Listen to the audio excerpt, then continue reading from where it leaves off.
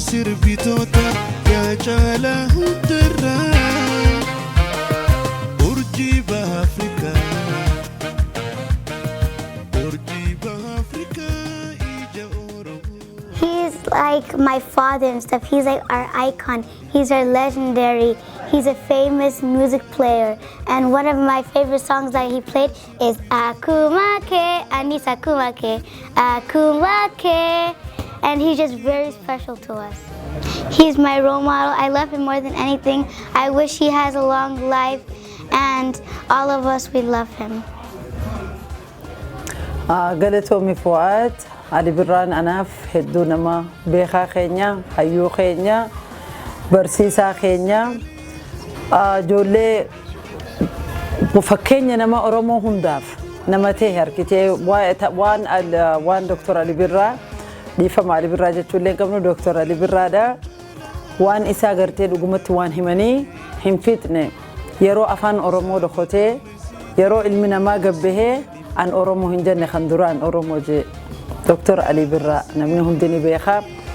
Wanni Ali Birraa hedduu nama gammachiisu nama xiqqaa nama hin qabne nama qabu an wallisaadha ani beekamaadha jedhee nama xiqqoof booda namarraa jiru miti hedduu nama xiqqaa guddaa dhabaa qabaata ija takkaan laala hedduu ilma namaatiif kabajaa guddaa qaba kanaaf Oromoon hundi kabajaa guddaa qabdiif Ali Birraa jechuun abbaa Oromoo ni jetta Ali Birraa jechuun Oromoo guutuu jecha nama seenaan isaa dubbattu jechuu kan namni hundi dubbatu jechuu namni afaan saba afaan Oromoo hin ta'in illee sabni biraallee waa'ee Ali Birraa akka gaarii dubbatan kanaafuu Ali Birraas our hero hedduu si jaalannaa we love you Ali Birraa umrii dheertuu siif haa kennu inshallah fayyaame oytu arra kuno Aammee event center nuti affeeramee Ali Birraan hiraataa si waliin nyaanne jechuudha. Galatoomii Fu'aad. Ali Birraa anaaf osoo hin ta'in Oromoo cufaafuu ifaa gaafa dukkanaati.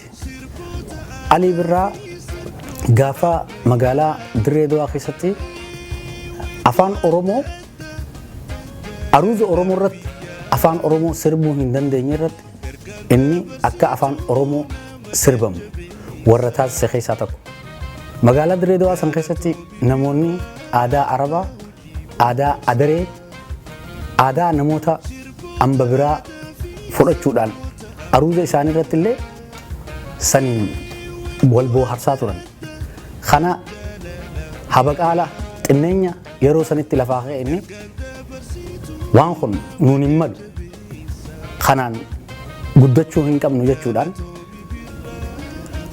hiriyaa jaalalaa urjii bakkalchaa akkasumatti illee baandii adda addaa walitti dhufanii afran qalloo jechuudhaan sossoohinsaa jalqabaa Oromummaadhaaf afaan Oromootiin warra jalqabe keessaa afaan Oromootiin wallisuudhaan biyyaa biyyatti wal qunnamsiisuudhaan bahaa dhihaan kaabaa kibbatti Oromoon maseeja dabarfachuudhaaf dhaamsa akkaataa itti dabarfatu geeraraa fi kanaan dabarfachuu qofa osoo hin ta'in walaloodhaa fi muuziqaadhaan deebisuudhaan muuziqaa ammayyaatiin Ali Birraa arrallee jira umrii rabbi nu haa dheeressu sadarkaan isaan itti jalqaban roorroo araaraafama dhiibbaa adda addaa keessa bahanii arra rabbi hamdii wallisaa hedduu buqqisanii jiranii jechuudha.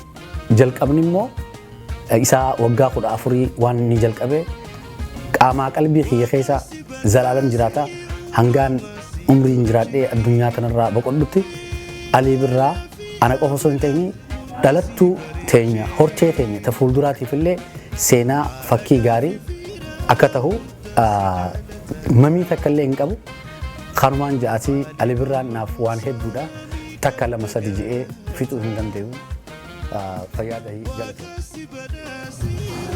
Anaa fi artist Dr. Ali Birraa jechuun hangafa aartii Oromoo jalqabaa afaan Oromoo guddisuudhaanii aadaa Oromoo irraa sirbuudhaan seenaa Oromoo irraa dubbachuudhaanii nama gahee guddaa seenaa guddina afaan Oromootii fi aartii Oromoo keessatti gahee guddaa taphatee Dr. Ali Birraan nama fakkeenya artistii Oromoo baay'eedhaaf ta'ee bu'uura ta'ee yeroo afaan Oromoo hin dubbatamnetti hedduu bifa aartiidhaan nama hedduu gumaachee eenyummaa saba keenyaa addunyaatti mul'isee akkasumas immoo lakkoofsa nama jedhamneef fakkeenya ta'uudhaan nama aartii keenyaa afaan keenyaa fi guddinaaf hedduu gumaacha guddaa godhee Dr. Alii Birraa jechuun namni muuziqaa Oromoo dhaga'ee namni sirba isaan dhageenye hin jiru fakkeenya guddaadha hunda keenyatu jaalataa hedduu aartistii jaalatamaa fi kabajamaadha.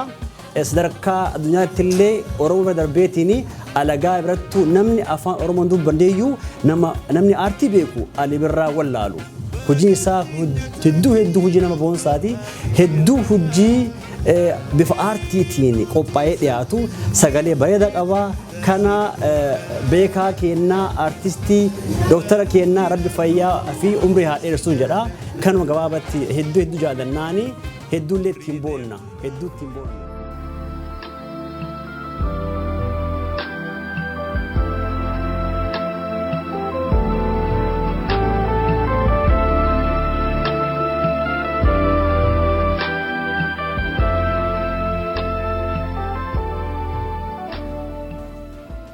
Alii Birraa ani waan biraa waan jedhu tokko illee hin qabu. Rabbiin amma inni jiraate irratti umrii isaa dachaadhaan haa dabalu. Dhugaa dubbachuudhaaf otoo silaa umrii keenya irraa xiqqoo daddaballee illee kennineef otoo danda'ame silaa yeroo dheeraa waggaa dheeraa otoo nuu jiraate gaariidha. Ammallee waan babbareedaa waan ajaa'ibaa hojjeteen nu dhageessisaa jira. Walleen isaa kan hidheen gaddaa hojjetes baay'ee bareeda. Rabbiin umrii dheeraa haa kennuuf. Ammallee kana nawwaaf amma lafarra jiru kanatti akka inni gammadee jiraatu barbaada Alii Birraan. Wallahi Alii Birraan naaf jechaan inni kayoon je hedduu jabaata. Alii Birraa jechuun wallahi nama tokko kan Oromoodhaaf waan guddaa godhe gaafa silaa namni dammaqina hin qabnetti waloloodhaa fi sirbaa fi waan adda addaatiin kan qabsoo Oromoo tanaa akkaataa itti Oromoon kan miidhamtee jirtu akka itti dammaqxu godhee hedduu nama yaadachiisee nama kakaasaa turerraa nama tokko. Alii Birraan irraan tana silaa akka yaada kiyyatti bakka ammaan tana akka Oromootitti keenyee taa'u nama jaamee taa'u tokko miti akkaan ani qabutti bakki inni silaa jiraatu qabu bakki inni taa'u qabu akka yaada kiyyatti silaa Haaliwood keessa akka nama bakka guddaan qabaaf jechuu kiyya kabajaa fi jaalala guddoon qabaaf Alii Birraadhaa fi Oromooleen akkasumatti hedduu akka jaalattu niin beeka. Ammoo wallahi obbo Fuad jaalala isaa tana niin ibsa yoon jedhee hedduu na dhiba.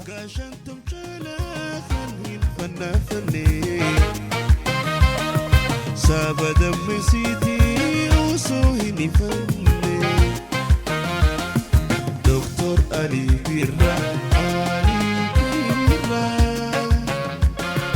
Tutto sirbitoota yaa jala hundirraa urjiba Afrikaa. Alii Birraan anaa fi fakkii jireenyaati. Alii Birraa jechuun anin seenaa jireenya kiyyaa keessatti nama akka isloogaanii raagu nama waan dubbate hojii jijjiiru baranu afaan Oromoo quban qabne keessatti aabaa jennee kaanaa jedhee sirbee aabaa caan nu barsiise nama barnoota ammas barnoota kana ta'uu qaba kaayyoon Oromootaa jedhee Oromoon barattee akka gabrummaa jalaa baatu godhe nama asaaba lahoo gurraama lahoo karaan manni abbaa gadaa eessaa jedhee bara sirni gadaa bade gaafatee galma abbaa gadaa dhaqee eebbisiise. Artiistii bu'uura qabsoo saayinsii jiruuf jireenyaa Alii Birraan jecha biraa haarawaa uumee yoo ittiin ibse malee waan ittiin ibsuu danda'u hin qabu. Garuu akkuma waliigalaatitti artiistiin Alii Birraa Dr. Artiist Alii Birraa seenaa jiruuf jireenya uummata Afrikaa keessatti nama iddoo guddaa qabuu fi nama waan jedhe hunda hojii jijjiire nama bala Haile Sillaasee keessa raagee waggaa meeqaan booda waan jedhu hunda hojii jijjiire. Artiistii muuziqaan isaallee hagammaa fannifamee riikardiin achirraa ka bu'uu dadhabe Alii Birraa Rabbi umrii isaa nu haa dheeressuu jecha isa ittiin ibsu hin qabu raagaa fi jiraataa bara baraa Rabbi nu haa godhu isaan jedha. Tutto sirbitoota يا جاله الدرة أرجي بأفريقيا أرجي بأفريقيا كل أوروتا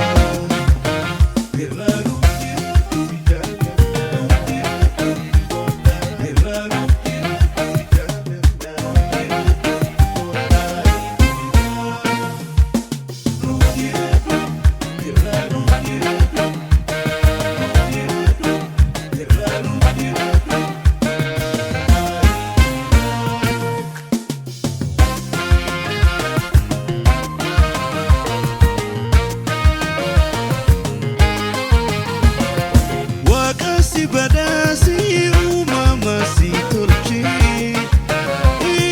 hala fi amala muntasi bariche alaga fi fira muntasi jalata ali mama musa ni kabda galata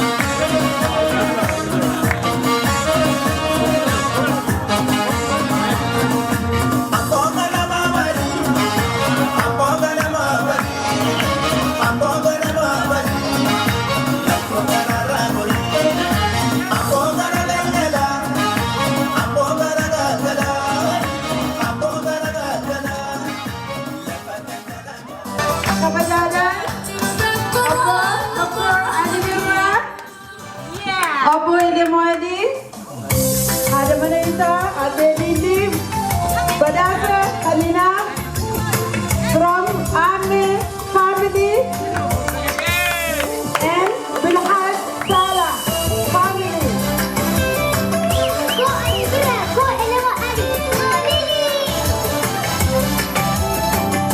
आइए आपको बेखबो येरो अम्मा अम्मे सेंसर केना आर्टिस्टों तक केना के नु डेमारनी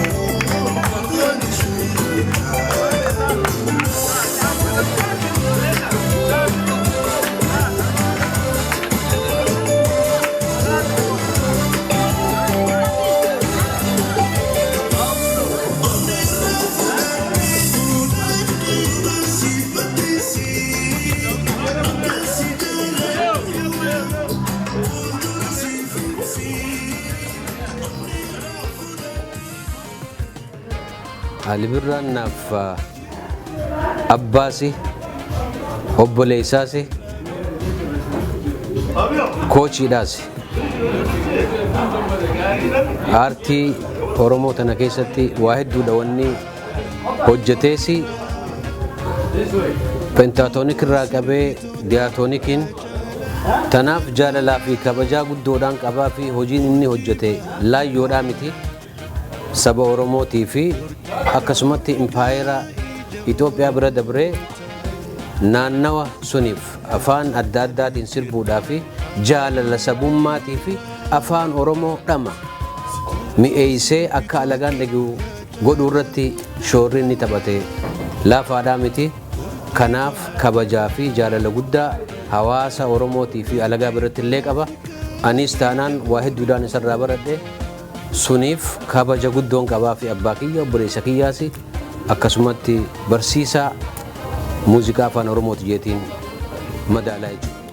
Well, it's a great day here at AME Center. We're here to welcome Dr. Ali Birra. It's a great day to have him here. We're honored to have him here. He is someone special as a role model to lots of Oromo people. We're happy to have him. It's a great honor to have him around. So. Ali Birraan anaaf waan baay'eedha. Waan himamee hin dhumne. Ali Birraan artistii hangafaa ka jalqabaa qaroo ija uummata Oromoo ta'ee yeroo duraatiif afaan Oromootiin sirbee haga ammaatti illee ka sirbuu jiru umrii guddaa kanaanii Rabbi umrii isaa dheeressu jedha. Ali Birraan waan himamee dhumuu miti waan akka jecha naanqatayyuu waa'ee isaa ibsuu fi umrii isaa Rabbi nuuf haa dheeressu. Ali Birraan anaaf nama afaan Oromoo na barsiise tokko jechuun danda'a. Sirba isaa jaalaturraa ijoollee ta'ee gaafa cidha kiyyaa isan naa sirbaa jedhaa ture. Akka hiree taatee anaaf hin sirbine yoo Rabbi jedhe intalatiyyaa immoo naa sirbata. Rabbi umrii nu dheeressee intalatiyyaaf nama sirbuuf na haa godhu. Ali Birraan anaaf galmee hayyootaati. Ali Birraan madda seenaati. Ali Birraan naaf hayyuu Oromooti. Ali Birraan anaaf waa hedduu waan hin jeefitu danda'u miti. Barsiisaa seenaa fi aadaa fi qabsoo roga hundaanuu waa'ee Oromoo irra xiyyeeffatu Ali Birraa gollee isaarraa hin baree jechuu hin danda'a. Ali Birraan anaaf waa hunda. Isa kana argachuudhaaf akka Oromoo tokkotti ittiin boonna Ali Birraa Rabbi umrii haa dheeressu. Tokketiif Dr. Ali Birraan anaaf goota kiyya is my hero abbaa seenaa hayyuu kan waan Oromoo calaqqisiisu takka takkatti addaan baasee lafa kaayee jiraate Dr. Ali Birraadha.